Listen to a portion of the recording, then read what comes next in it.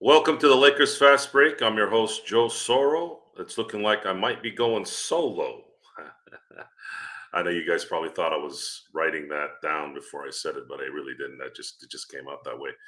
But we are here for the post game. Unfortunately, the Lakers finished this road trip in disastrous fashion, losing to the Grizzlies 131 to 114.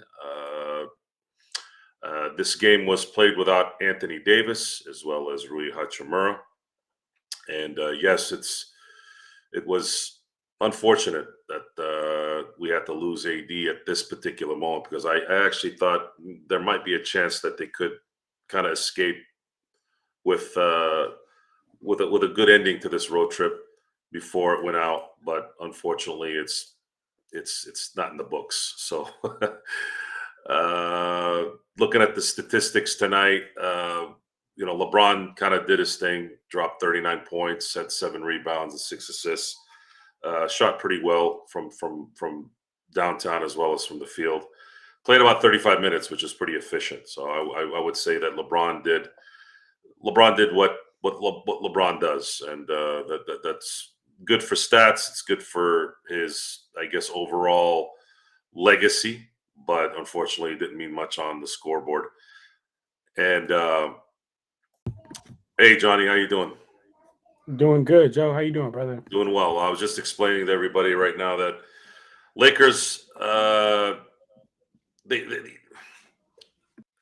the Lakers kind of hung on a little bit here. We were during playback, we were explaining that they were battling. They kind of kept it close until what would happen is every time they'd get anywhere within like 1 or 2 points, 3 points, whatever, Memphis would drop a three, and it kind of just never really came close. It was pretty much Memphis from beginning to end with a few flurries there by the Lakers to kind of give you maybe some hope. But unfortunately, the Lakers team just does not have enough talent. They don't have enough guys that can execute, and they were missing shots early too. I think if they had been making some shots when they were supposed to make them, in terms of being open, that might have helped. Dalton Connect was missing a lot of open shots as well as not really running the offense very well. Again, the rookie stuff showed tonight. For those of you who've been begging to see Dalton Connect played like a rookie tonight. It's the reason why he's probably not getting as much time because I know there's been some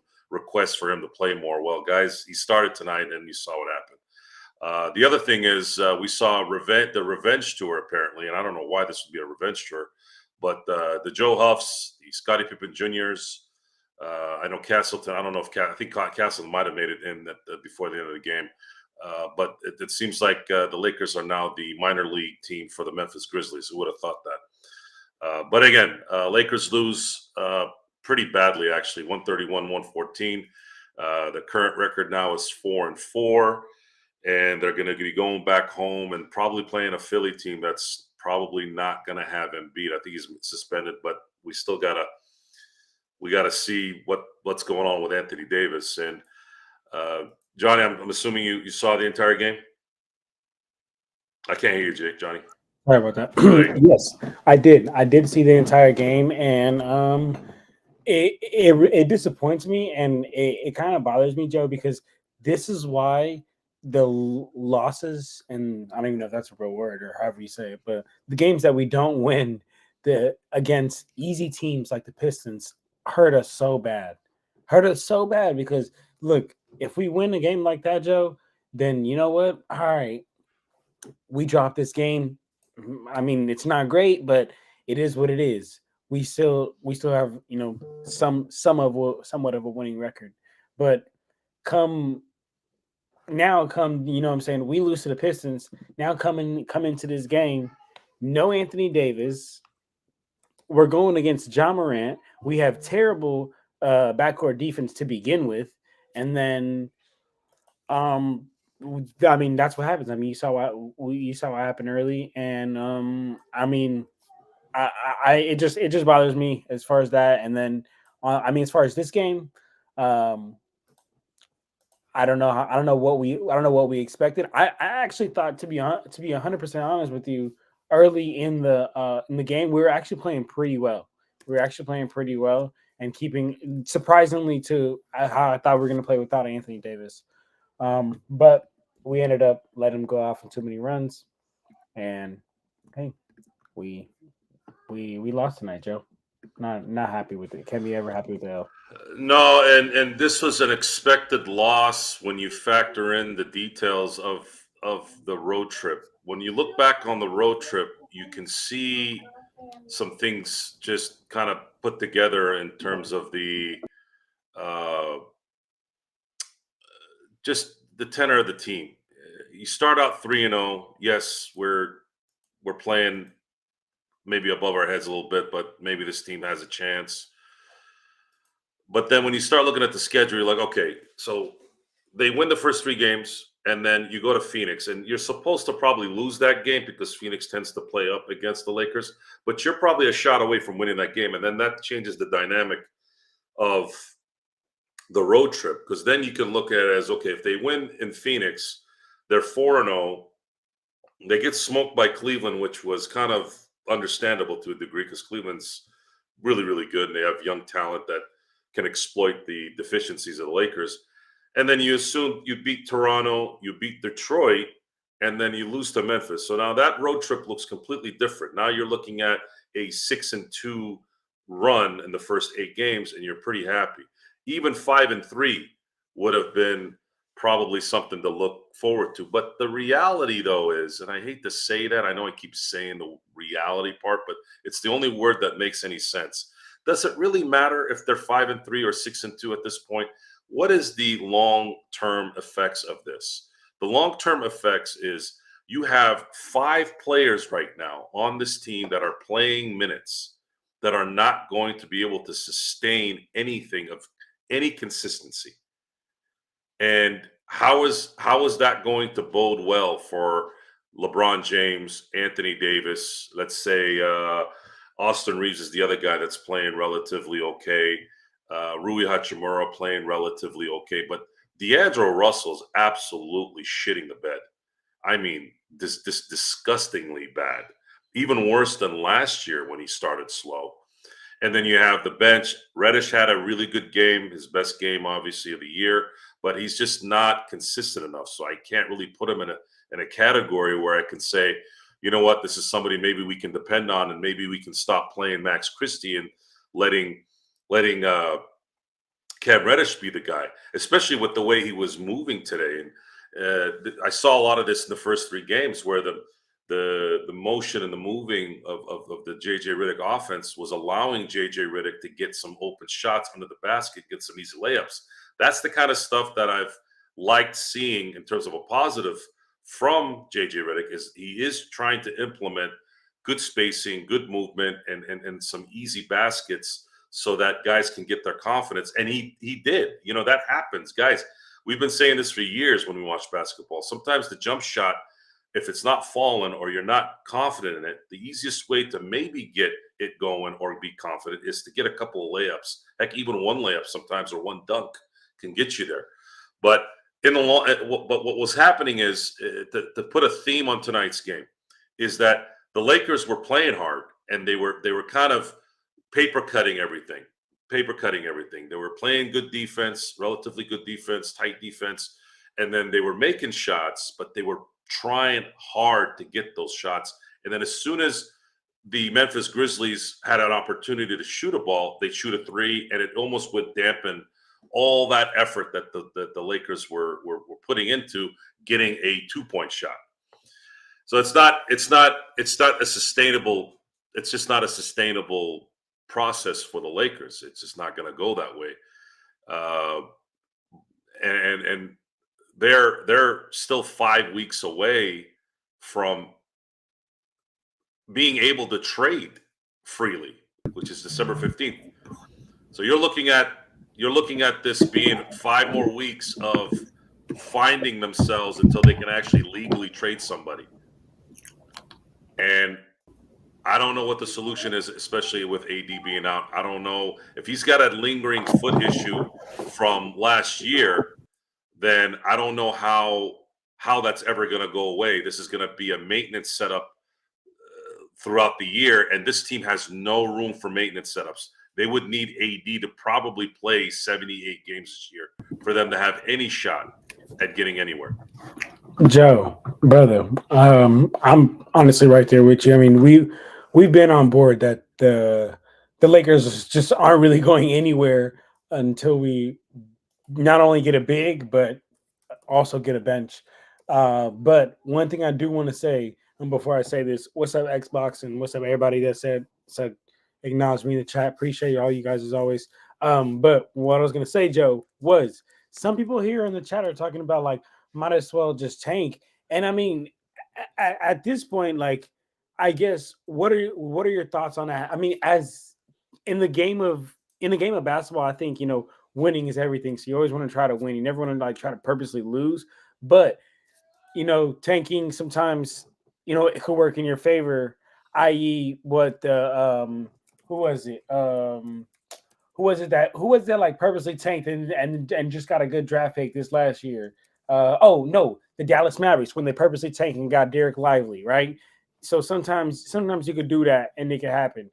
But I guess I wanted to ask your thoughts on something like that, because we know this team isn't going to be competitive. This team is going nowhere that we would be okay with, So how do you feel about that? The ultimate insult is that it doesn't matter if they mess up this year at all. It's going to be. It's not going to be for anything. They can't. Their pick is going, I think, to Atlanta through New Orleans, and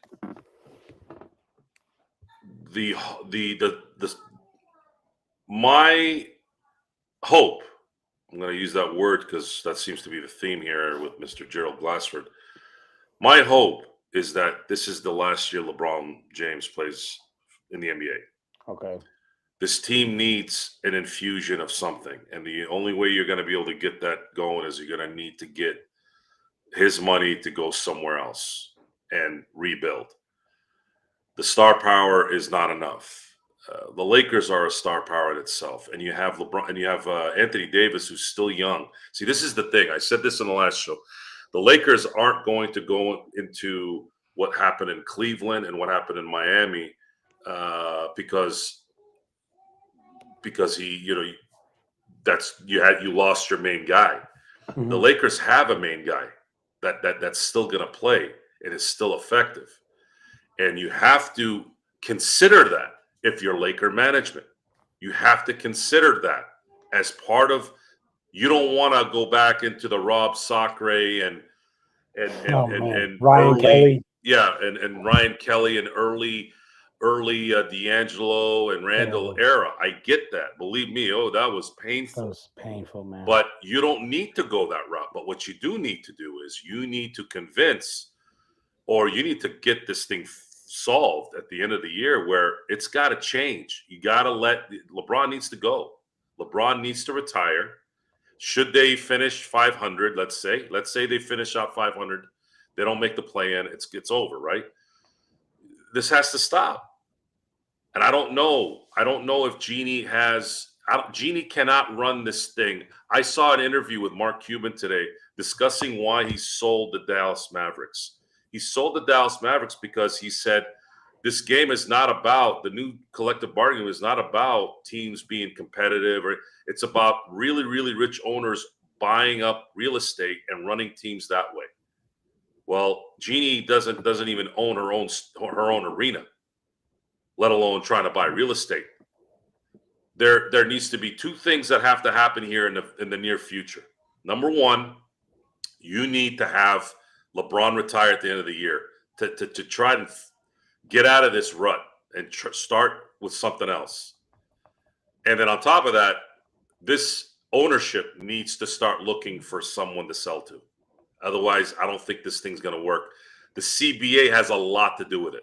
If the current CBA wasn't if that wasn't the issue, I would say there might be a chance that the Lakers could continue to do what they've been doing in the past. But this current CBA has absolutely destroyed any chance of teams, without paying, of course, an absorbent amount of money to make any kind of deals that will work. And that's how the Lakers have built their dynasties. Joe, you know what's crazy? And I mean, I guess it's not really crazy, because if you've really been paying attention, I'm sure you think the same thing. One thing I've said is we are never going to be good again. This Lakers team is never going to be good again until we get real management that actually is willing to win and wants to do what it takes to win. So honestly, Joe, I'm right there with you. Like until we get somebody who is willing to go into the luxury tax, somebody who's willing to spend the money, and is actually trying to win, I don't think this team's going to go anywhere. Look, I want to give an example. I don't know too much, and this is it hurts my heart to give this example because F the Boston Celtics and F that little lucky guy. But them as an organization, they knew what they were doing this offseason. They knew what they were doing very well because look, they won a championship and they brought back. You can go ahead and look. They brought back every single player from that championship team. And some of those bench guys at the end of the bench, they probably got overpaid. But that's just the kind of price you pay when you win a championship. And I'm a big believer of if it ain't broke, don't fix it. And a lot of teams they don't want to pay these role players, these end of the bench guys after they don't want to play they don't want to play those guys after they win a championship because other teams are trying to poach them, right? But that's what you got to do, man. It's the price that pays. Jay said the Warriors just beat the Celtics on the road, huh?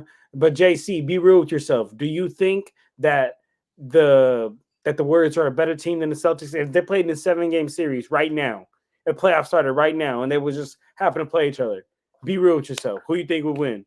We talking about a one-off game. This is the NBA, so talented. Anybody could pop anybody on any night. As you've seen with the Lakers losing to the Pistons. But I'm just saying, the Celtics, they did the right move as an organization, and you know why? Because they're willing to pay everybody. Lakers are not willing to pay everybody. First of all, Joe Lacoe and Peter Guber are they're better business. They're better the Celtics owners. No, they're the Warriors. Those Okay. guys are. Oh yeah, for Those sure. guys are better at running a basketball team. That's just what it is. The campaigning to get the Guggenheims to buy the Lakers has started. I want the Guggenheims. For those of you who don't know who the hell that is, the Guggenheims own the Dodgers. And when they bought that team from Frank McCourt, who was maybe a hair level below Donald Sterling in terms of pathetic owners. Oh, really? Yeah. As soon as they took over, they bought it in 2012, 2013. They have not missed. They've wanted the division every year except for one, and they made the playoffs that year and went to the NLCS. They have been the standard of excellence, like no other ownership that I've ever seen for that kind of longevity. You're talking about 2013 to 2024 of making the playoffs. I mean, that's a pretty. I mean, Dr. Buss. That's it. That's the only one. And Dr. Buss was winning championships in droves as well. That's what's going to have to happen for this to change. The Lakers need a bigger entity to take over the operation. I don't think this is going to ever work. And it's probably going to happen because at some point they're going to know that they can't afford to do this anymore. Jeannie's going to know that she can't afford to do this. She's not a spring chicken. She's not in her 40s. She's in her 60s. She's going to get tired here in the next probably 5 years. She's not going to want to do this. And I don't believe Joey or Jimmy or whatever the Bus kids are. None of those guys are capable of running this because they don't have the money and they don't have the networking or any of the resources that these big companies would have. So I would highly recommend AEG and Jeannie to somehow figure out something within the next 5 years to sell this team to the Guggenheims and let them run their excellence with the Lakers and the Lakers. Hopefully the Laker future is in better hands. But as far as the now, we seem to be getting a lot of Warrior talk here. I don't know why, but folks, there's 82 games in the season. If you're going to sit here and hang on to some road win against the Celtics, whom have been beating people to a pulp, by all means, go ahead and do that. And by saying that the Golden State Warriors run a better operation than the Lakers, well, if that's supposed to be an insult, then you're insulting yourself, or you haven't been paying attention to what I'm saying. We already know this. We're not stupid, okay? And a lot of the discussions this summer has been stuff that we are talking about now, but for a brief week or so, we were called clowns because they were 3-0. Folks, talent is talent. Talent that isn't talented is not talented. I know that sounds pretty remedial, but that's how it works. The Lakers are on the fast pace to really, really, really mediocre basketball right now, and they've been on that pace since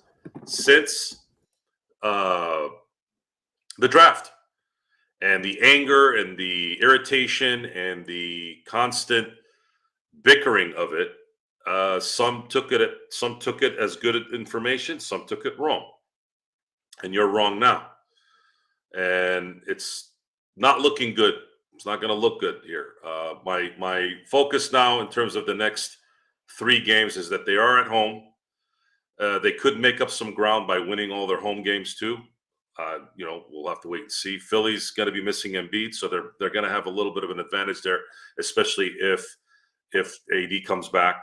And then Toronto, I believe they're talented enough to beat Toronto at home. And then Memphis is going to be a tough game. I would say, looking at how they've played, I'd say a 2-1 record in those 3 games might be actually a good setup. Now you're looking at 6-5. Sure, it's still kind of but is it going to be worse if it's 5-6? Sure. So we're going to have to see how that goes. Question for you, John. Do you watch the entire game tonight? Hold on, let me unmute you.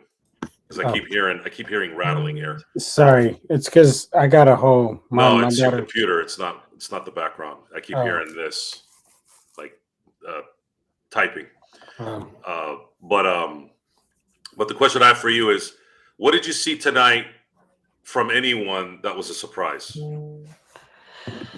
A surprise. Honestly, I was surprised at how well Cam Reddish played. I'm gonna be honest with you. There was a point in the game where I think he got 2 stops in the backcourt, and I was like, "There you go, Cam! Like that's exactly why, like we had you on this team."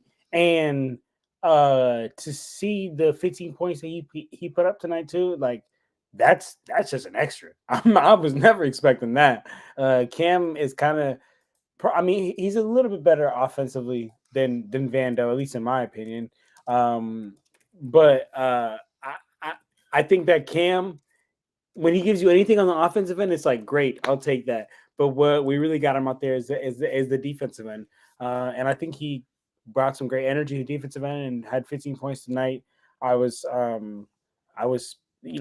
like I said, surprised that didn't. If I had to put it over under 15 points tonight, I would have for sure put under.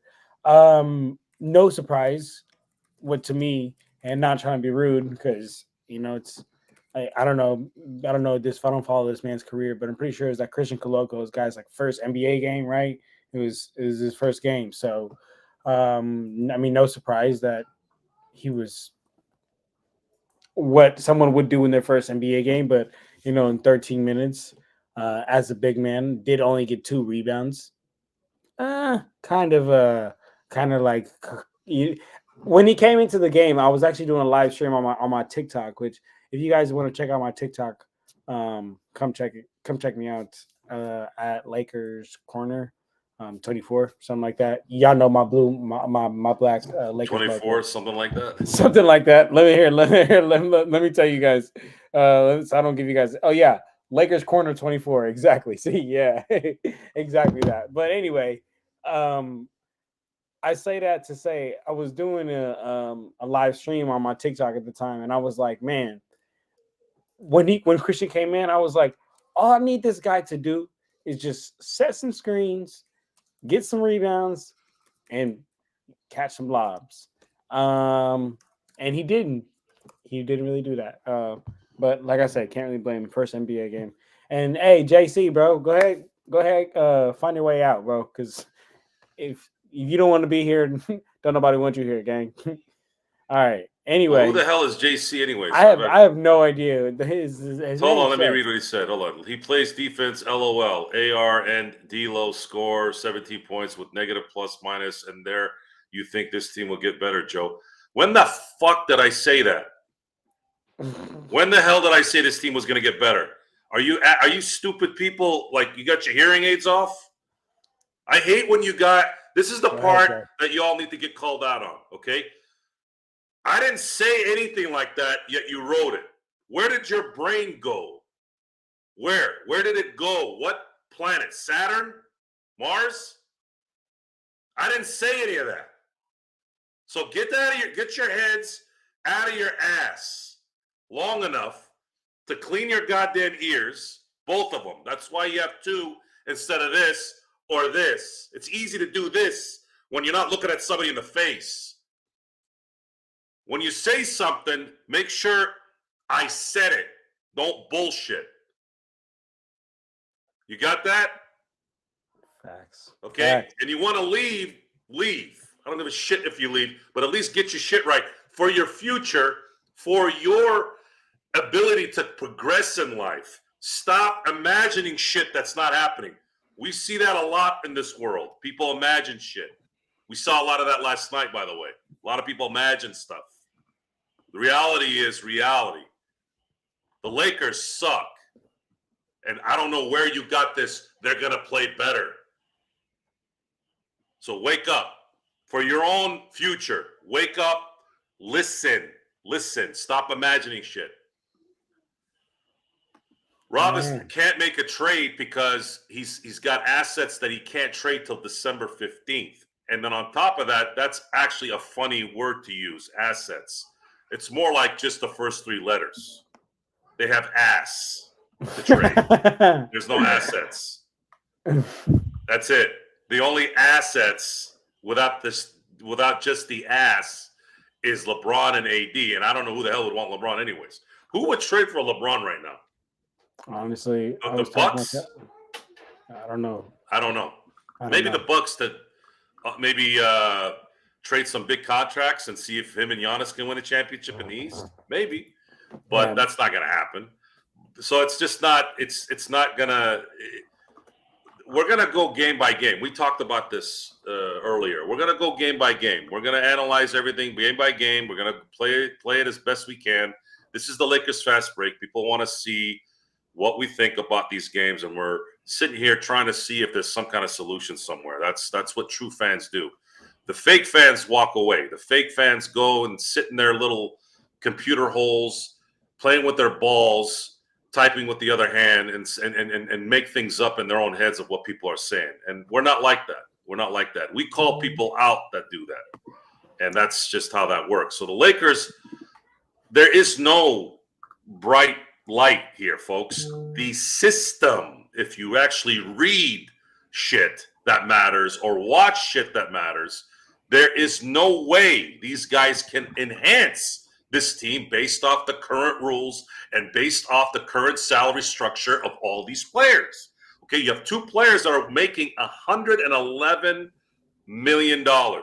Just two. You know how many guys you field in a game? 12 to 15, depending on who's injured.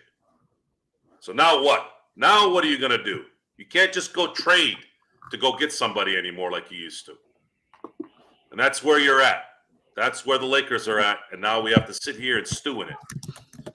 Did I make myself clear enough, John, or was I too obtuse? No, you were absolutely clear. Obtuse. I haven't heard that word in a long time, man. No, but absolutely, Joe. You were clear, and I think that hopefully that CJ guy understood. And to everybody else here in the chat, Riddell, what's going on, brother? Riddell said that Coloco needs time. No, absolutely. I wasn't bagging on Coloco, but based on what we need right now, we don't have the time to be like, hey, go ahead and take your time. And I didn't expect much from Coloco. That's all I was saying. But yeah, absolutely agree. But Riddell, one thing I do hope that we can now come together on is I hope that at this point you have realized that all along you have been wrong about Max Christie. I hope that if you haven't at least been already been able to tell, Riddell, I hope that at least tonight you were like, all right, maybe it's time to give it up. And this has nothing to do with you. I'm sure you're a great person. Sure you're a great guy, but sometimes you're just wrong. Sometimes we're just wrong, right? Like sometimes we're just wrong on players, and I think you got that one wrong because he is just one of the worst. I can't stand him. I honestly can't stand him out being out there. But Yeah, we don't need to talk about Max Christie. yeah, it's not. Yeah, it's a futile discussion at this point. Talking about Gabe Vincent and Max Christie, there's no point in talking about those guys. I actually think that Gabe Vincent's worse than I thought he was going to be, and I actually, as weird as this says, Max is worse than I thought he was going to be. I thought there might be something, maybe a shot or two here and there that might just keep them somewhat relevant, but no, it's not. It's this team is a fractured team, just like it was last year. And JJ Redick is just not enough. A matter of fact, I think if it wasn't for Redick, this team might be.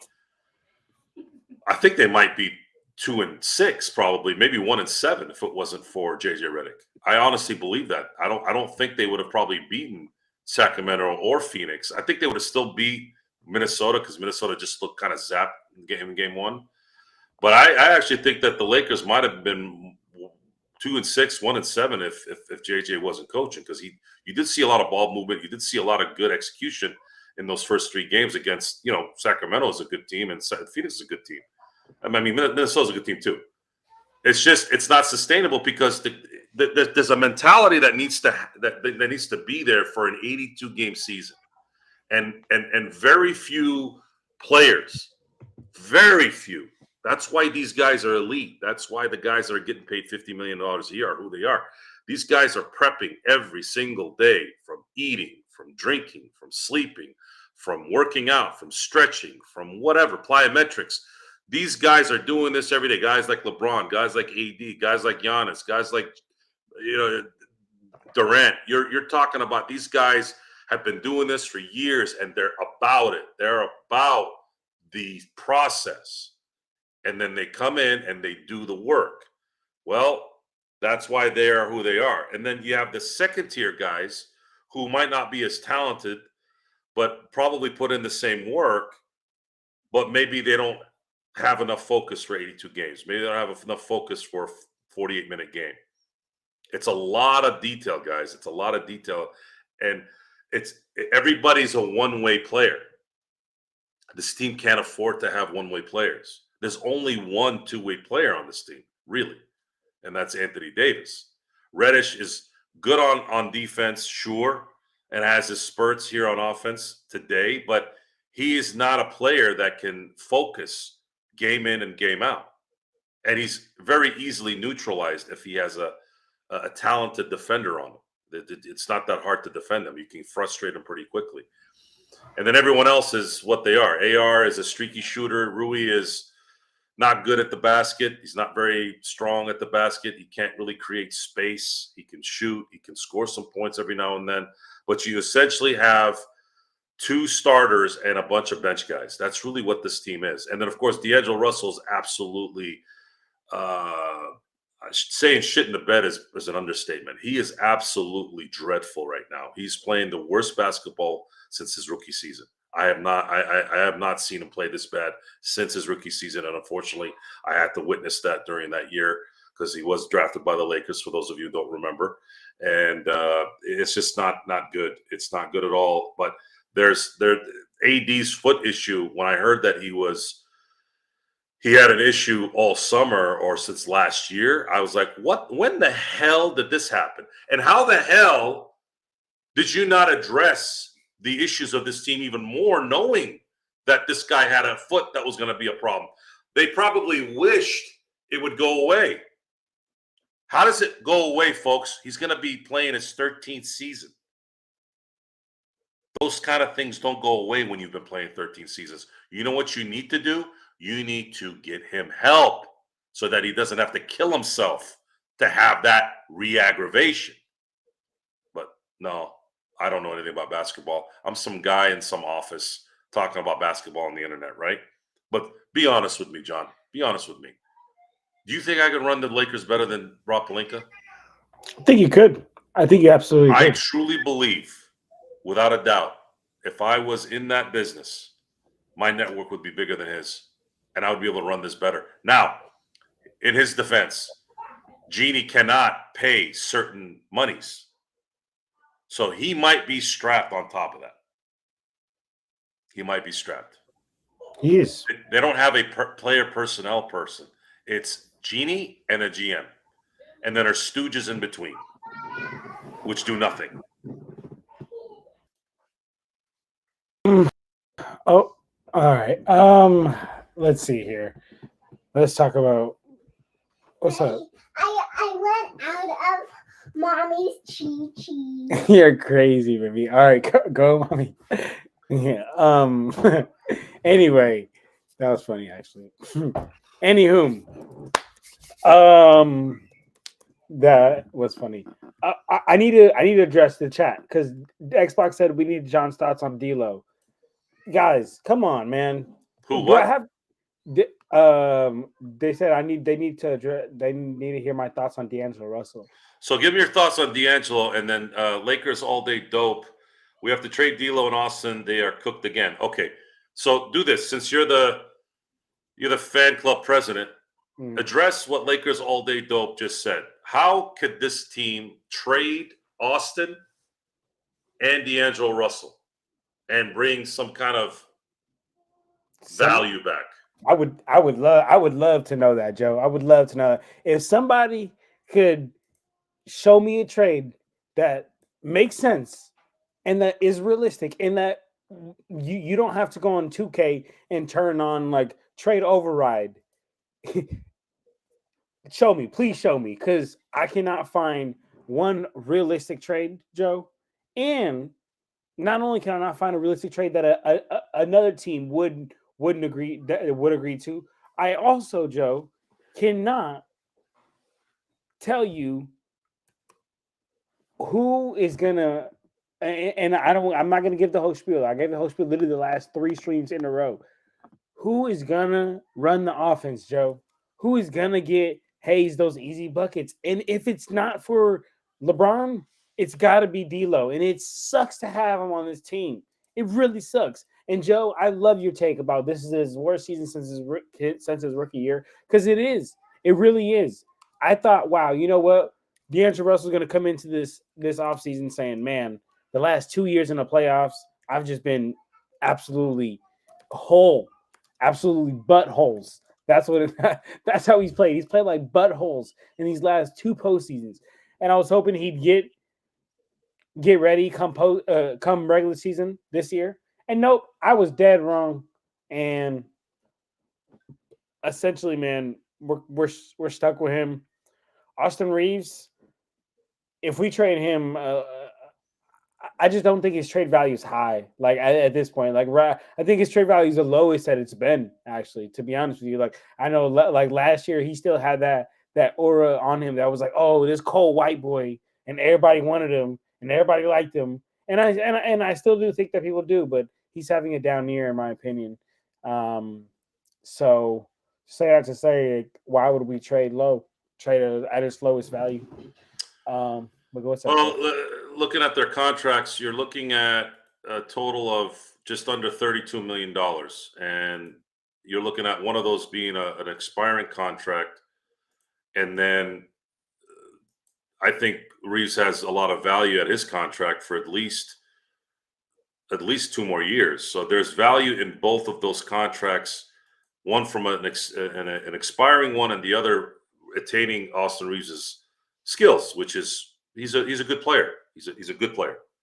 And he could be working really well with a team that's maybe trying to make the playoffs or sustain the playoff hopes, or maybe a team that might be going to the second round or something. The question then is, if you were able to trade those guys, who is likely to come back? The only guys that are making that kind of money in and around the league are usually guys that are not competing. And if those guys are going to get traded, are they going to want draft picks attached to that? Maybe that contract, let's say Jeremy Grant, looking at Jeremy Grant's contract. Are they going to want to trade for for someone like D'Lo and Austin to maybe get out of that contract. I would say there would be a possibility he's making pretty much right around what these guys are making, and they have to pay him another 3 years after this. That's the only one that I've seen that could match and they could make it work. There's an issue there though. There's no point. There's no guy that you'd get rid of Austin and D'Lo. Now you have only one ball handler on the team, and that's LeBron James. So there would have to be something that comes back to the Lakers where they can get a guard that can handle the ball. So that trade is not very likely. It's just not likely that both of them would go out. It'd have to be one or the other, or Rui and D'Lo, something like that, so that you can at least keep Austin there, so that at least you have one ball handler instead of one other ball handler instead of LeBron. Because if LeBron sits, who's gonna run the offense? No one, right? With the current structure, they're in such a bad position that they can't even work around it because of the deficiencies they have in so many of the important areas. So it's hard. It's almost like we're going to be repeating this probably after every loss, because every loss is going to look the same. Every loss is going to look like this, especially if one of the big two are out. One of the big two are out, it's going to be very rare that the Lakers win that game, especially if they're playing a team that's relatively good. They might get lucky here and there once in a while. They beat Boston last year without LeBron and AD, but that was an anomaly. That happens in an 82-game season. But as far as how they go from here, this is the 8th game of an 82-game season. We're only 10% in. That means 90% of the season, there's going to be a repeat here. It's going to sound like a repeat. So you better start doing some research. John, if you're going to be on this show, you better start doing some next level shit in terms of entertaining. Otherwise, it's going to be the same message over and over again. Oh my God, Austin couldn't make a shot. Oh my God, Rui can't make a shot. Oh my God, Gabe sucks. Oh my God, Max Christie sucks. Because the reality of that is that it's more likely that the Lakers are not going to do anything than something in terms of enhancing this team. We're going to have to ride this roster till the end. Joe, you know what sucks? It's like when you had the formula, you had it in your hands. Joe, we fudging had the team in 2020. We had it figured out. We figured out how to best use Anthony Davis. We figured out where to start tucking LeBron James and what role to put him in at, and how you really have to fill a team around a LeBron James that's in his later stages of his career. And you know what we did, Joe? We let it walk piece by piece by piece by piece, because all of, oh, we don't want to pay that. Oh, we can't match that. Man. Well, what happened was they panicked. The panic started in 20. They panicked because of Harden going to Brooklyn. And that's what created this problem. I understand. But you know what's crazy, Joe? So in 2020, we had a defensive-minded team. I think that was one of the biggest reasons why we were so good. We had a defensive-minded coach in Frank Vogel, and we had defensive-minded players. And the following year, we still had Frank Vogel, but that's when they switched up. That's when they tried switching up the whole team, and we went with like Trevor Ariza and Carmelo Anthony and all of them. And we did away the AARP team, yeah. Thank you very much. Right, that we went away with the defensive-minded lineup, and we went with the two. And literally, I remember there was a soundbite, and LeBron was saying like, "Yeah, we're switching up our offense to where instead of stopping teams, we're going to try to outscore teams." Ever since then, we've literally sucked. We've literally sucked since then. I'm just going to be honest, guys. I mean, sucked is a harsh term, but in Lakers standard, we haven't been anything that's worthy of being like, hey, man, hell yeah. So I say that to say, yeah, you're right, Joe. It's frustrating. We can't go anywhere. But what's even more frustrating is that we had it all in our hands and we just watched it all go. And all because of the root cause of all this, that bus lady. She needs to it's get on the not. bus. They treated Frank Vogel like trash.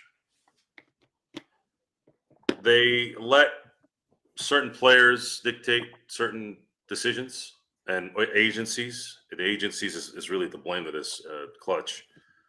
They were right. See, the thing is with sports is sure you can be right once in a while. A broken clock is right twice a day, right?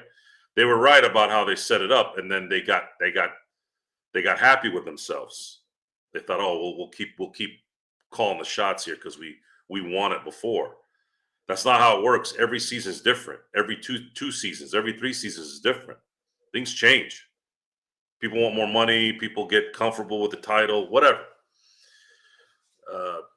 I hate talking about this. I'm gonna say this last thing about it because I don't really want to talk about what happened in 2022 again or 2021. It's just it's a waste of time. But more worse than that, honestly, is the fact that the league in general decided to set up their league in a way where the only way you're going to succeed now is either getting very, very, very lucky, or you're going to have to build your own team because you have no shot at bringing anybody in of substance, which is very unsportsman to me. Because you look at the past and all the great players. You look at guys like Kareem Abdul-Jabbar. You look at guys like Shaquille O'Neal. If you look at other sports, you look at Peyton Manning, people that went to other teams and won. They were still great players after they left their first destination. These kind of things are not going to be the norm anymore. It's going to be basketball is different than football.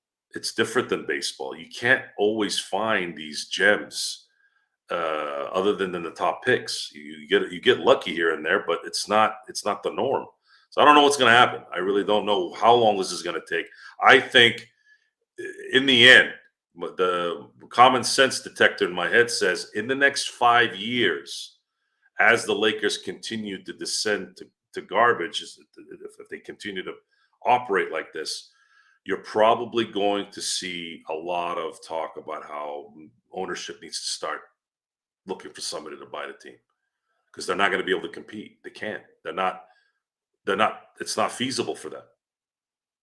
And that's the only thing I got left on that. I mean, that's a gloom and doom scenario after the 8th game of this season. But this is something I actually been thinking about all summer, and seeing what the Dodgers did this year, and seeing what they've been doing all decade. You've seen how excellence is, and then you see what non-excellence is. And I don't have a lot of respect for Jeannie from a business standpoint, and I don't have a lot of respect for Rob in a business standpoint.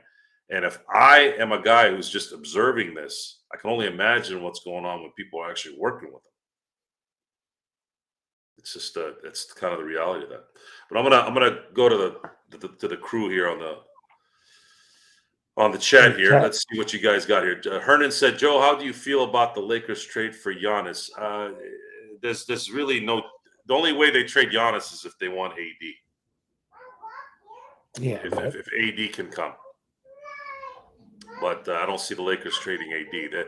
What would have to happen there is you get Giannis, and then you'd have to figure out a way to get rid of LeBron too, because I don't think that changes anything. Let's talk. You tell me if you want to talk about something else. But serious question, Joe. Like, yes, preferably this is LeBron's last year, but like, not really. I don't know that. No, I know, but I'm saying like preferably. I hope it is. I know that's what I'm saying. Like preferably, like we would hope that it's LeBron's last year, but I don't think it is. I'm gonna be honest with you. Do you is LeBron retiring as a Laker? Yeah. Yeah. You think you're okay? Yeah, he got his wish. They got their little fairy tale thing with his son. The question now is he going to want to not make his $50 million next year. That's the only thing that I would say is keeping that decision from in the middle. That's not. But I don't. I'm not loyal to LeBron. Yeah, no, yeah. I'm not loyal to LeBron. I don't give a shit how much you love LeBron. I love LeBron. I didn't care how much I love Kobe. This is about the Lakers. I'm a Laker fan. I've been a Laker fan before Kobe. I've been a Laker fan after Kobe. I've been a Laker fan before LeBron. I've been a Laker fan before. I'll be a Laker fan after LeBron. There is no anything above the Laker team. And I don't care about the individual. I care when they're playing, and I'll support them and I'll champion them. But I'm sorry, I'm a Laker fan. And I if it means that the Lakers are going to be a better team, doesn't matter what they do. If they have to get LeBron out of there, if they got to trade the AD, and it makes the team better, then I'm going to support that first and foremost. Sorry, Joe, I got a lot going on in my background, but maybe close the door. Would you believe me if I said it was? And okay, sorry, that was funny. Yeah, I mean, I'm gonna be honest, I don't have much to add on that. I agree with you. Like, I trust me, LeBron James, in my opinion, is the greatest player of all time. Like, and that's a whole other conversation that we can get into if you want to or not. But regardless, I'm still a Lakers fan, regardless of whether I think LeBron's the greatest or not. I love LeBron too, man. But it's about the Lakers, man. It's about that. Okay, so goal. let's talk about the future of the NBA. Okay, follow me while I explain this to everyone. Okay, I'm going to give you guys the top 10 richest owners in the NBA. So from 10, you're looking at the owner of the Memphis Grizzlies. I bet you guys didn't know that.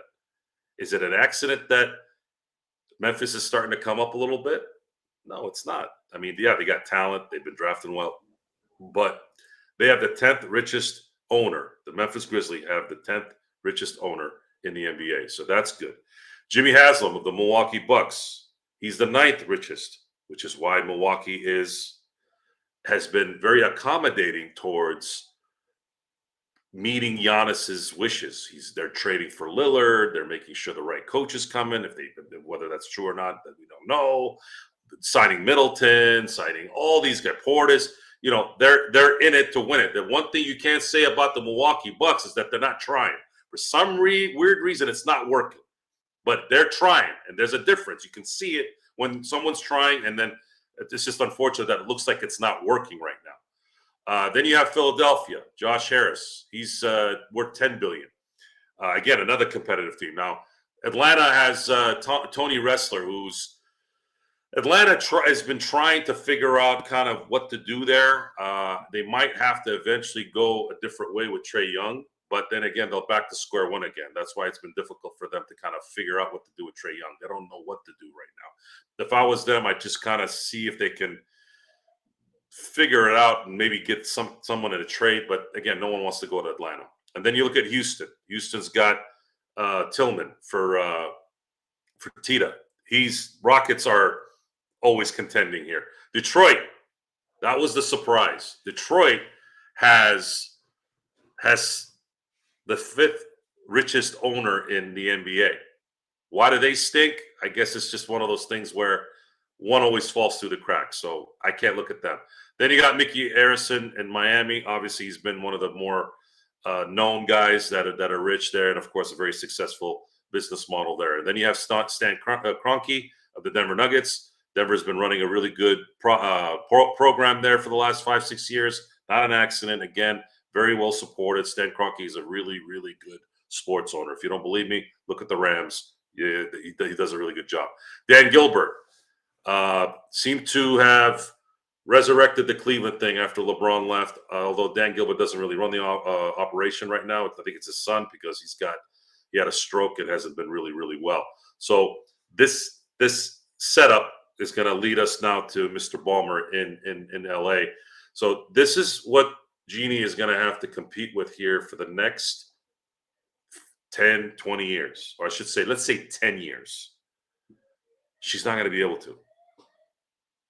She's not going to be able to, especially with her ability to conduct her business through emotion. Putting her head on LeBron's shoulders, giving him every wish he wants to go draft his no-talent son. It's just a constant constant nonsense and constant catering to everything and anything except winning. And if you're not going to win in sports, you are useless. I'm not going to buy a ticket to the Laker game, and I'm not going to buy your merchandise. You might have me on YouTube talking about you. You might have my eyes on the tube, but I would still have the tube without the Lakers. So I don't feel like I'm giving you anything there. And that's kind of where I'm at on that. I'm going to answer a few more questions, and then we're going to call it a night here because I think Johnny Boy needs to go do some daddy duty. Let's see what Rodell says here. Hold on, Rodell.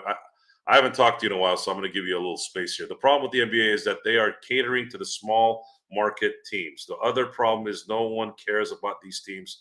The NBA is not the NFL. It's a bad move. I agree. We've talked about that. I said that the collective always talks out of their ass. I was just explaining certain comments from the board about how people imagine things when people say things when it doesn't happen, right?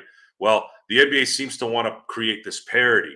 No one wants to see parity, folks. People want to see dynasties. People want to see teams that are dominating, even though they say they don't, but their eyes are glued. People want to see the Kansas City Chiefs. They want to see Patrick Mahomes. They don't want to see Nick Foles. They don't want to see that. They don't want to see Deshaun Watson. They don't want to see those guys. They want to see Patrick Mahomes. They want to see dominance. Even if they say, well, we need somebody else to win. Those guys get more eyes because now people want them to lose just as much as they want them to win. It's better for sports to have dynasties. And for me, the Lakers versus the New Orleans, I always picking on the Pelicans. I'm going to pick on somebody else. Let's say the Memphis Grizzlies or the Minnesota Timberwolves. No one gives two shits about the Memphis Grizzlies guys or the Minnesota Timberwolves. I'm sorry. Except maybe their fans at home, but do they really even care? Are they really excited? Is Anthony Edwards this iconic guy that's you have to go see him? No, he's a really, really good player. John Morant is a really, really good player. But the household names? No. LeBron is a household name. Kevin Durant, sure. Steph Curry, sure. But those guys now are kind of running into that. They're in the dead space. They're not the dynasties that they were. They're not the guys that were rolling like they used to. Go ahead. Question for you then, Joe. Who do you think is the next household name? Victor Wembanyama. You are a good man. Yeah. You Victor has the star power and the talent. Yes, and my only question is San Antonio going to figure out what they're going to do with Pop? Pop seems to be having some health issues. I had been saying for a few years now that he probably should have retired, and I think he probably would have had his wife not passed away, and I think he's still working to keep himself probably out of that mindset. He also seems to be caring more about politics than basketball. And I'm not saying that the political landscape isn't something we all should be concerned about, but I just thought it was interesting that here's this guy that's supposed to be sick and not, coaching, yet he's going through a 10-minute interview about how certain people are scumbags and pieces of garbage in the political world. I don't know where his focus is. So RC Buford will have to figure that out, I think, to get the right setup for Victor, as well as getting him the right coach, I think, here soon that could take him to allow him to go where he needs to go. And that's going to be important in the NBA because we don't want him to turn into Ohtani in Anaheim. And it's not likely in basketball as much. Baseball is very hard. If you go on a bad team, no matter how great a player is, he can get masked. because baseball is a one-time game, and then you have to wait you have to wait for 8 more people till you get your try.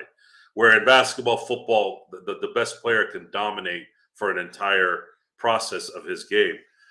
So yeah, it's going to be important that if Victor's going to be this next icon, then you're going to need to make sure that the San Antonio Spurs are winning. San Antonio is kind of it's an okay market, but not really. He would be better off in New York. He'd be better off in Philly or Chicago or LA. But I don't know if that'll ever happen. I think he'll be in San Antonio for the foreseeable future. And he'll be, at the very least, individually being a player that will definitely break some records. He's going to be, if he doesn't get injured, he will be stacking up Defensive Player of the Year awards and MVP awards as well. Absolutely. I agree. And I'm gonna be honest, I don't think San Antonio is gonna fumble this bag.